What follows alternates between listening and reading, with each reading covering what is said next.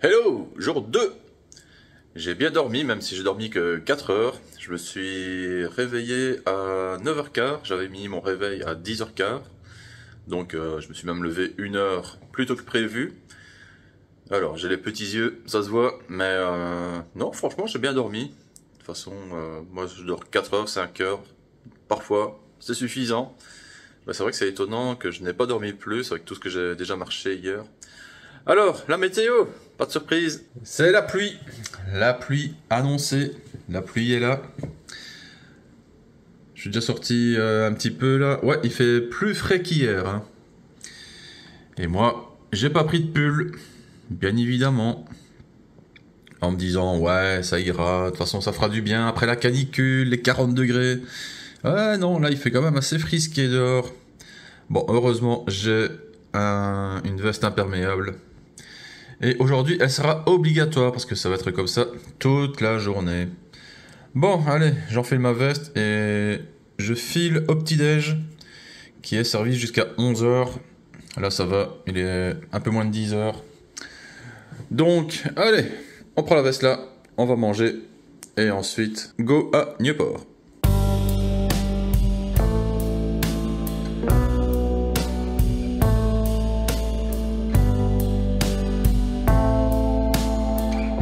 Voilà, je suis équipé pour la météo locale, parce qu'il va pleuvoir toute la journée. Heureusement, j'ai quand même ma petite veste.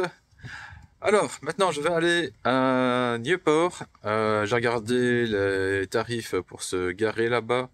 Même le dimanche, ils font payer. Et en plus, il y a plusieurs tarifications. Forcément, plus vous êtes près de la digue, et plus c'est cher.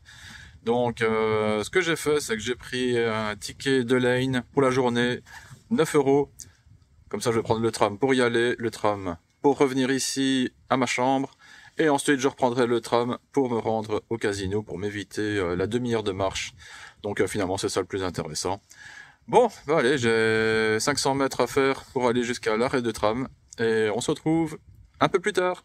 Volgende halte, Lombardszijde Zeelaan.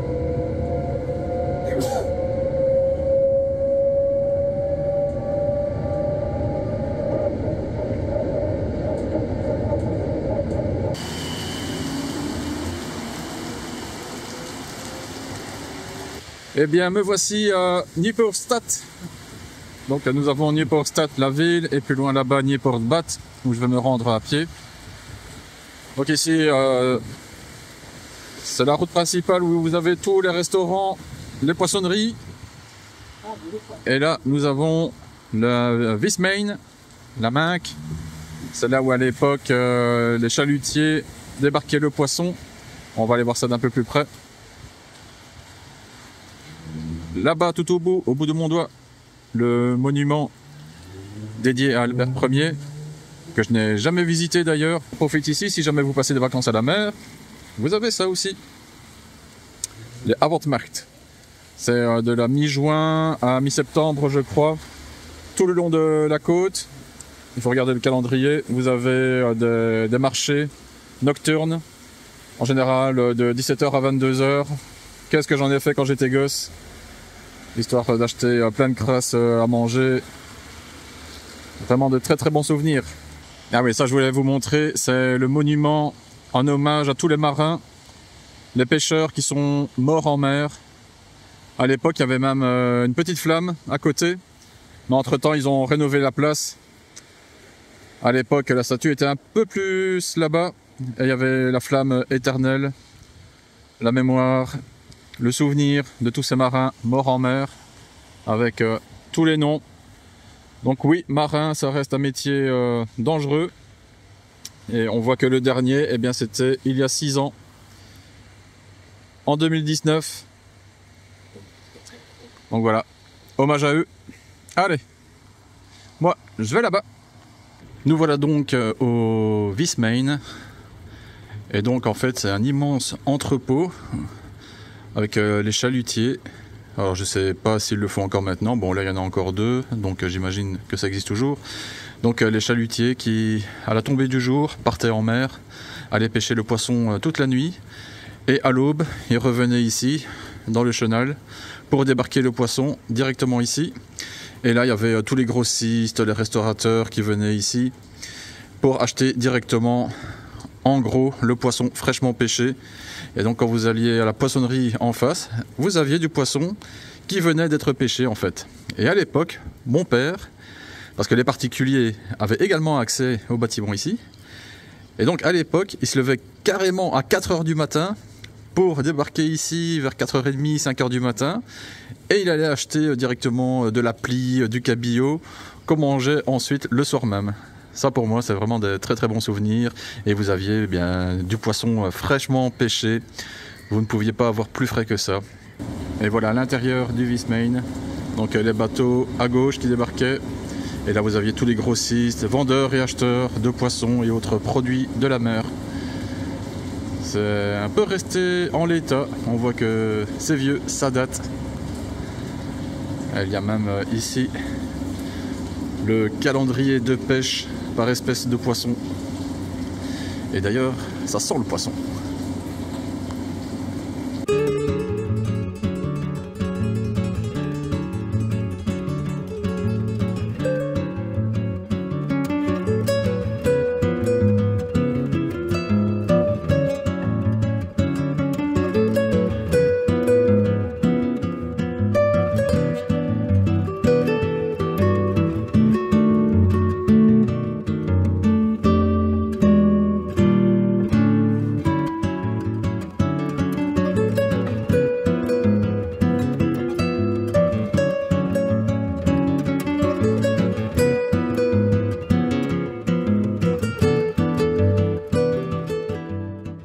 Voilà, je suis arrivé au bout de la promenade. J'arrive maintenant sur la digue de Nieuport, où ils ont installé une grande roue d'ailleurs.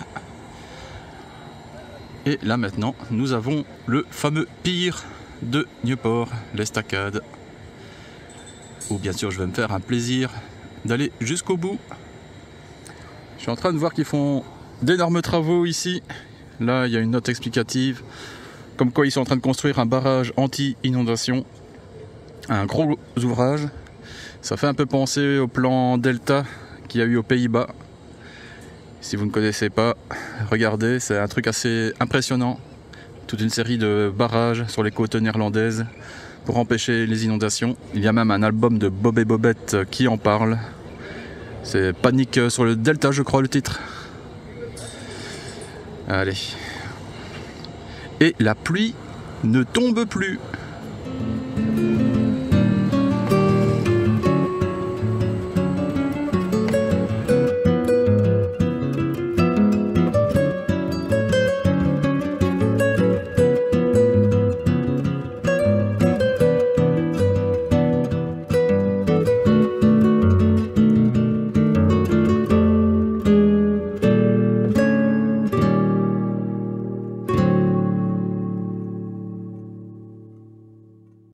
Voilà, j'ai fait ma petite balade. Plein de souvenirs qui remontent en tête, ça fait du bien. Ah, c'est cool de revenir ici. Allez, maintenant c'est terminé. J'ai hyper envie d'une bonne crêpe, donc je vais me manger une crêpe. Ensuite, je reprends le tram, retour à Middelkerk. Je vais repasser par la chambre pour recharger mon téléphone, parce que j'ai pris énormément de photos et de vidéos. Donc ça va bien vider la batterie. Je vais aussi me recharger aussi, parce que j'ai le petit coup de pompe. J'ai marché énormément. Donc petite pause à l'hôtel et ensuite on ira enfin au casino. Voilà, j'ai mangé ma crêpe qui était une tuerie et en plus regardez-moi ce beau ciel. Le soleil est de retour. Waouh. Allez, moi je reprends le tram, retour à l'hôtel et ensuite le casino.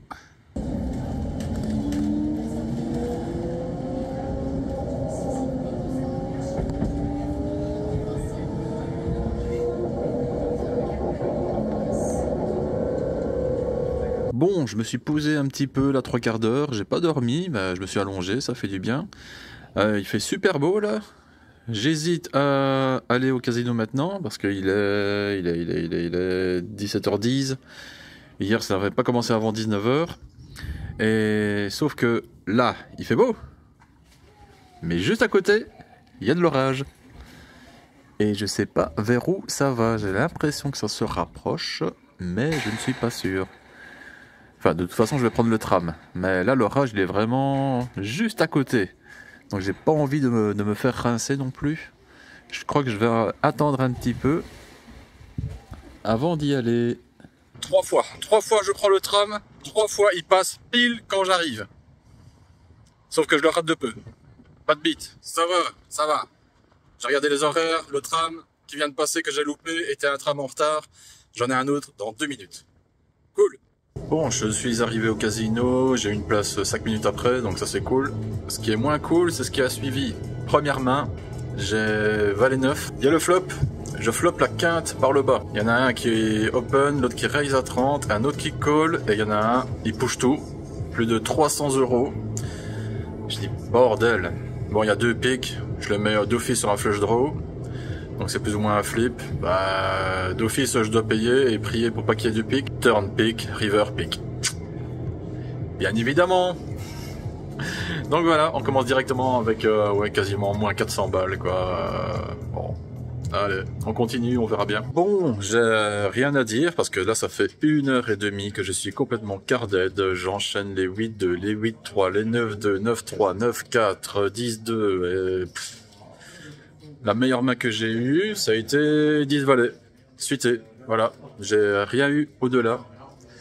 Donc voilà, bah forcément, bah, le tapis, ils font petit à petit là. Sinon, j'ai un truc important là que j'ai appris. Parce que ici, donc, c'est de la 2-2 KP 500, mais en fait, c'est 500 € à l'ouverture de la table. Mais une fois que la table tourne, vous pouvez rentrer sur la table avec un stack à hauteur du stack le plus gros de la table. Donc s'il y a un joueur qui a, je sais pas, on va dire 900 € sur la table, vous pouvez vous asseoir avec 900 €. Donc ça c'est un truc que j'ignorais et qui n'est pas mentionné à mon avis sur le site internet. Donc info en plus. On vient de faire un bomb pot. Double board, 5 cartes. Même là je me tape des merguez. J'ai eu 3, 4, 4, 6, 7. Forcément bah je touche rien encore hein. Donc même bon pote, non, je peux même pas compter dessus pour gagner une main. Bon voilà, je suis sorti du casino, histoire d'aller manger, parce qu'il est 21h40 et les restos ferment à 23h, du moins la brasserie en face. Sinon, est-ce qu'on peut parler d'un léger mieux? Bof, pas vraiment. J'ai joué un bon pote, où j'ai splitté avec l'autre gars. Il a eu couleur en bas et moi j'ai eu straight en haut. Et sinon, qu'est-ce que j'ai eu? J'ai essayé des petites mains marginales, moyennes, qui n'ont pas touché. À un moment, j'ai eu la seule bonne main que j'ai eue de toute la soirée, à savoir As-Dame en SB. J'ai 3 bêtes, j'ai eu 2 calls et malheureusement complètement passé à côté du flop. Il y avait un roi et effectivement, moi j'ai fold directement, effectivement, il y en a un des 2 autres qui avait un roi. Donc voilà, c'est vraiment la disette là. Et j'ai un coup de barre, je suis claqué. Voilà, là je sens un peu le contre-coup de toute cette marche, de la nuit de 4 heures. Tantôt j'ai même pas fait de sieste en fait, je suis allongé mais sans plus. Donc ouais, là j'hésite. J'ai envie de profiter de cette dernière soirée, mais en même temps, là, je suis vraiment spectateur de ma table. Je fais rien du tout, et mon stack, il diminue. Donc ouais, bon, je vais d'abord aller manger, et je vais voir si je reviens ici. Je pense que oui. Peut-être changer de table, il y a une 3e table qui vient d'ouvrir ici, donc voilà. Je vous tiens au jus. Bon, même pour la bouffe, c'est pas de bite. J'ai regardé sur Google, je voyais des trucs ouverts jusqu'à 23h. Et en fait non, c'est la partie café qui ouvre jusqu'à 23h. Mais la partie cuisine, à 20h c'est déjà fini. Je viens de faire la moitié de la digue. Tout est fermé. C'est le seul truc qu'on peut encore manger, c'est une glace. Il y a 2 glaciers, eux ils sont ouverts. Par contre tout ce qui est brasserie, restaurant, le seul truc qui est encore vraiment ouvert, c'est encore le kebab où j'ai déjà été hier. Pas le choix. J'ai même regardé s'il n'y avait pas des trucs un peu plus loin, quitte à retourner à l'hôtel, prendre la voiture. Bah non. Faut se taper jusqu'au stand, pas envie de me faire 10-15 bornes en voiture, juste pour aller manger. Même pour la bouffe, j'ai la poisse. Bon, allez, je sais même plus où il est. Ah, il y a un truc chinois aussi. Ah, bon, qui sait? Un coup de bol peut-être? Ok, je retire ce que j'ai dit, le chinois est ouvert jusqu'à 23h. Cool. Voilà, j'ai mangé un bon petit canard à l'orange. Bon, c'était pas le meilleur du monde, mais au moins, ça cale bien l'estomac. Et ben, on va retourner au casino. Il est 22h30, donc c'est encore un peu tôt pour rentrer et dormir. Je vais peut-être rester 3/4 d'heure, je vais peut-être rester 3 heures, je ne sais pas. That's poker. Voilà, je viens de sortir du casino. Autant prendre le dernier tram parce que j'ai fait quoi, 15 km à pied aujourd'hui, je crois, en tout. Donc c'est beaucoup trop. Allez, ben on se retrouve à la chambre d'hôtel. Je vais vous décortiquer cette dernière session au casino de Middelkerk et également peut-être vous donner un avis plus général sur la poker room. À moins que je fasse ça dans une vidéo à part. Je crois que ce sera peut-être plutôt dans une vidéo à part parce qu'il y a quand même pas mal de trucs à dire. Donc allez, on se retrouve à tout de suite dans la chambre d'hôtel. Voilà, je suis de retour dans ma chambre. Il est 1h du matin. Ce sera debout, je sais pas, 9h, 9h30, pour ensuite faire le check-out, et puis 2h30 de route pour rentrer à la maison. Enfin, je dis ça, peut-être qu'à 7h du matin, je suis debout, mais bon. Alors, cette deuxième session, c'est... J'aurais pas dû la faire. Non, il y a 2 raisons pour ça. La première, j'ai senti encore la fatigue, je sentais bien que j'étais pas très focus. Et bon, la table en plus, c'était encore limp, call, race, call. On se croirait un peu à Vegas en fait. Donc ouais, plein de coups, on se retrouve à 5, à 6, post-flop, bon... Voilà, de toute façon, j'avais pas de jeu, donc ça changeait pas grand-chose. On a fait quelques bomb pots aussi, même les bomb pots, j'avais des mains éclatées. Il y a une main où... Allez... C'était peut-être une main à potentiel, sachant que j'avais valet, dame, roi de trèfle. Et les 2 boards qui tombent, ça a été genre 2-2-7 et 7-7-4. Donc, bof, quoi. Et 0 trèfle, donc ça valait pas la peine. Non, sinon, ouais, quand je suis arrivé, bah déjà, je me suis pris... bonne veste là. Donc alors ça commence avec la première main déjà, j'ai roi 10, j'étais au bouton je crois, flop, roi 6-6, le premier de parole bête mi-pot, bon là je le vois pas trop avec une main donc je raise directement pour défendre mon roi, et il call. Je dis ah, tiens, un peu surprenant. Donc il a un roi, donc méfiance quand même, il peut avoir roi valet, roi dame... Tout comme il peut également avoir roi 9, roi 8, etc. Ça joue tellement loose. Turn brick. Check. River, il bet 30. Bon, j'ai top pair, j'ai pas le meilleur kicker. Je me contente de call. Et il me retourne 6 et 7 off. Il a touché trips au flop. Super. Je le voyais pas du tout sur cette main-là. En même temps, je venais d'arriver, donc je n'avais pas encore profilé le joueur. Mais ouais, 6-7 off alors qu'il était UTG plus 2. Donc ouais, bien loose. Et ensuite, carded, j'ai rien touché. Et sinon j'en viens à la deuxième raison pour laquelle ma session ici s'est mal passée, c'est que bon, tous les joueurs étaient cool, bien sympas, etc. Sauf un joueur juste à ma droite, un joueur allemand. Déjà il avait 2 verres d'alcool à côté de lui. C'est le mec qui joue, allez, 80-90% des mains, mais il monopolisait la table, il arrêtait pas de parler, on sentait bien qu'il avait un petit verre dans le nez. Mais, oui, le mec qui a bu, mais qui est hyper lourd. Le mec imbuvable. Et dans son anglais, avec un accent allemand, il était en mode non-stop, Where are you from? Alors tout le monde, toute la table. Donc tout le monde qui répondait, bah, voilà, moi je viens de là. Il y a un flamand qui dit, moi je viens de Rons. Et l'autre il répète encore, where you come from? Rons. Repeat, Rons. Repeat, please, let's stop. Et tout le temps comme ça, tout le temps, pendant 10-15 minutes comme ça. Moi j'étais juste à côté, et j'avais les nerfs qui... Mais bon, je gardais mon calme, etc. J'essayais du moins. Mais, en plus, le mec, il a été accompagné de sa femme à côté, là, le flamand, qui est d'origine asiatique. Et même le mec, il commence à regarder sa femme, mais vraiment en mode... Where do you come from? Putain, déjà, moi, tu causes à ma copine comme ça va très mal se passer. Et c'est le mari qui lui répond en disant non, non, elle vient de Mongolie. Ah, not Thailand? Sure, not Thailand? Je dis bah non, Mongolie. Enfin, vraiment le mec, mais lourd, lourd, lourd. Mais c'était encore rien par rapport à après. Moi je me suis dit putain, ce serait tellement bien d'avoir une bonne main contre ce gros con. Et juste quand je me dis ça, j'ai paire de roi. Et en plus, c'est l'allemand juste à ma droite qui était en option. Donc, moi, je raise directement, je suis premier de parole, je raise à 20. Et toute la table fold, sauf lui, bien évidemment, qui colle. Bon, tant mieux. C'est ce que j'espérais, me retrouver en up avec lui, avec une premium. Tombe, à flop, voilà, rien de dangereux, baby board. Et donc, je sais bet, il colle. Turn, je bet encore, je bet plus cher. Il me colle toujours. River tombe à Nas. Bon, là, méfiance quand même, parce que justement, il y a rien sur le board, et je me dis, bah, il peut énormément me call, justement, avec une auto-race. Et donc là, il check. Je check quand même, par prudence, et il me retourne As-7. Double paire.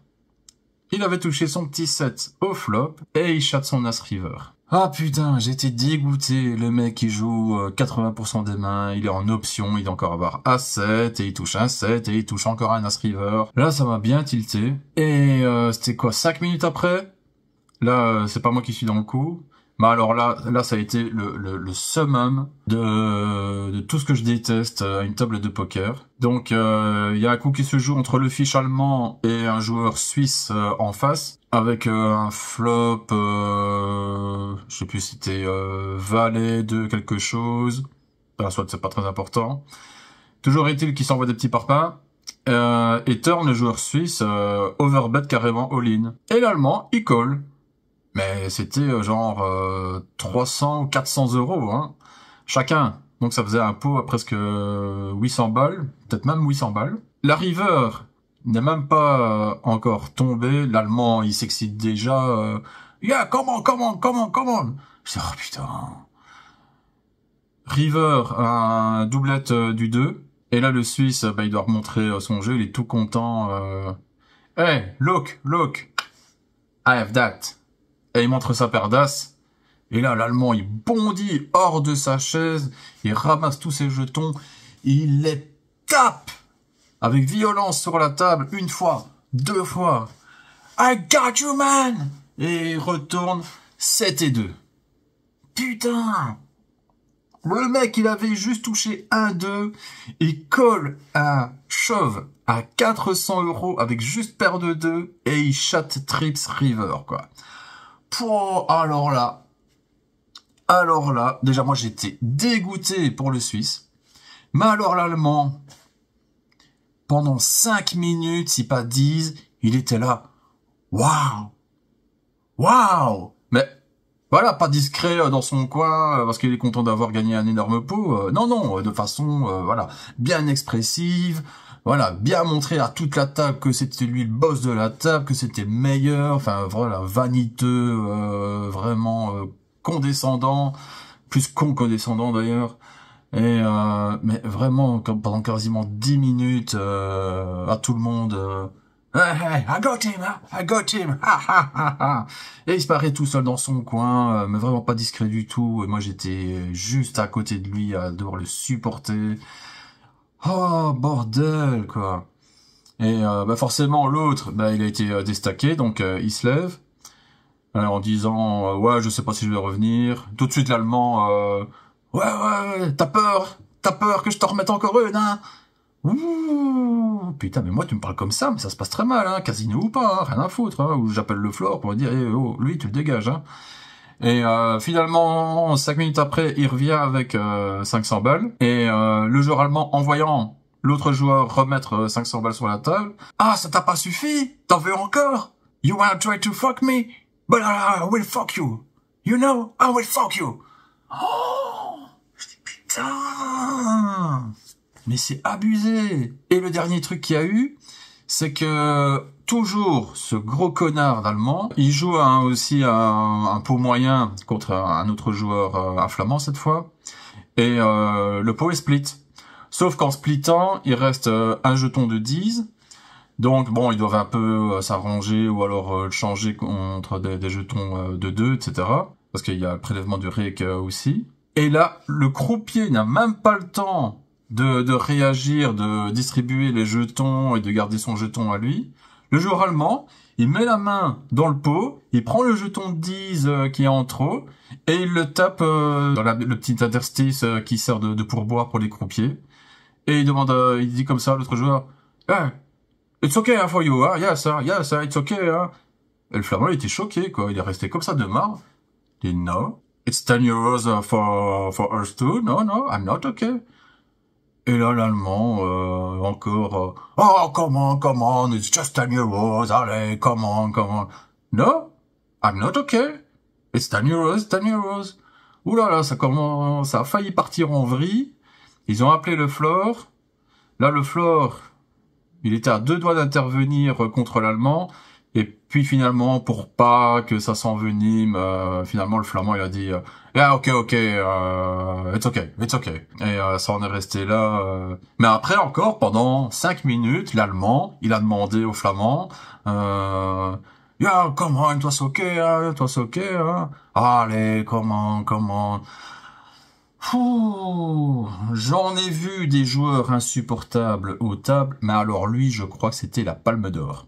Franchement, mais imbuvable. Déjà, les joueurs qui gueulent, qui explosent, qui sont bruyants, etc., c'est un truc qui m'insupporte. Mais alors, quand en plus de ça, on est le gros fiche de la table et qu'on se la ramène en mode je suis champion du mode de poker, je vous baisse tous, et en plus, vraiment méprisant comme ça, alors là, non.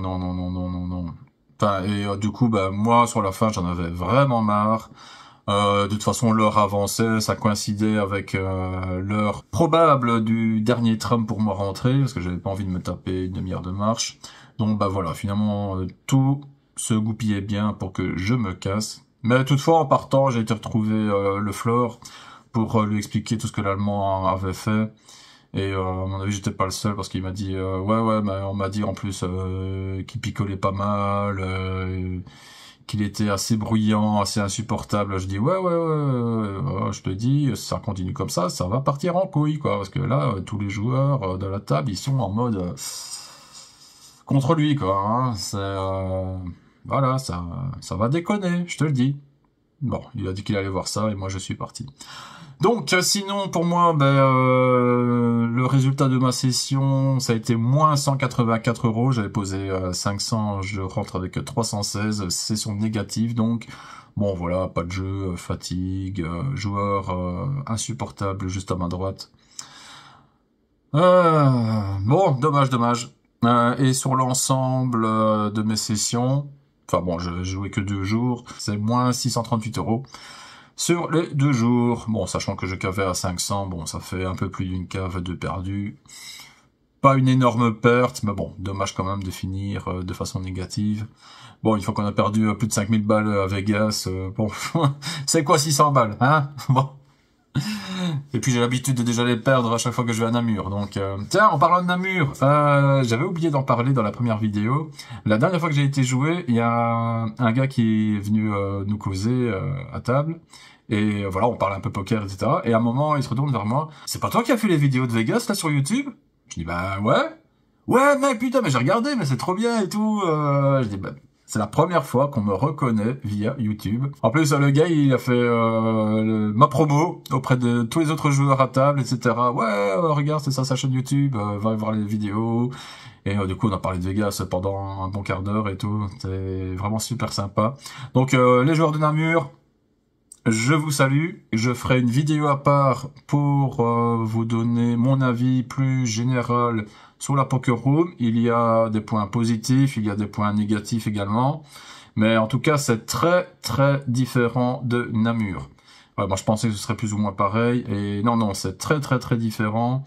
Donc ouais, je ferai une vidéo à part pour vraiment exposer tout ça point par point. Toujours est-il, en tout cas, si jamais, parce que je sais qu'il y en a à Namur qui vont bientôt venir à Middelkerk pour également découvrir la Poker Room. Si jamais vous ne pétez pas un mot de néerlandais, ne vous tracassez pas. Franchement, aucun souci. Déjà le floor, il est francophone, donc tranquille.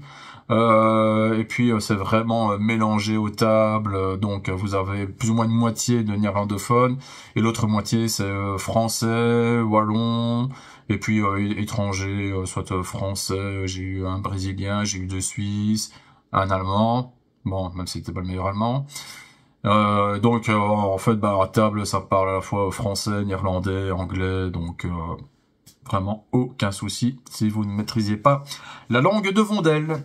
Voilà, voilà. Eh bien, merci de m'avoir suivi. Bon, j'espère que cette petite escapade au bord de la côte belge vous aura plu. Et donc, on se retrouve très bientôt pour ma vidéo récap sur la Poker Room Partouche Bedford Poker Night de Middelkerk. Allez, merci à tous de m'avoir suivi. Et à très bientôt. C'était JC. Ciao!